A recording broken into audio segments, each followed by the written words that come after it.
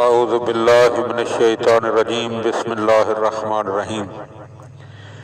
جناب رسالت معاب حضرت محمد مصطفیٰ صلی اللہ علیہ وآلہ وسلم جب کسی جنگ پر تشریف لے جاتے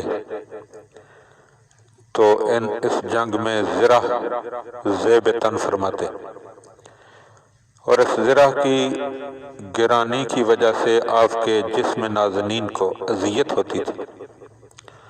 حضرت جبرائیل امین علیہ السلام نازل ہوئے اور بعد از تحفہ درود السلام عرض کیا، یا رسول اللہ صلی اللہ علیہ وآلہ وسلم، خداوند متعال بعد از درود السلام فرماتا ہے کہ یہ زرہ اتار دیں اور اس دعائے جوشن کبیر کو پڑھیں۔ آپ اور آپ کی امت کے لیے یہ امن و امان کا باعث ہے، پس جو شخص اس دعا کو اپنے گھر سے نکلتے وقت پڑھے یا اپنے پاس رکھے تو خداوند عالم اس کی حفاظت فرمائے گا۔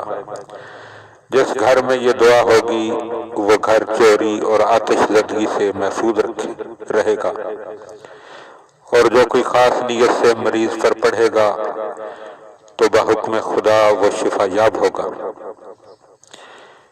اس دعا کو ماہ مبارک یعنی ماہ رمضان المبارک کی 21ویں، 19ویں اور 23ویں راتوں میں پڑھنے کا بے حد اجر و ثواب ہے۔ خداوند عالم ہمیں اس دعا کو پڑھنے اور اس سے زیادہ استفادہ کرنے کی توفیق عطا فرمائے۔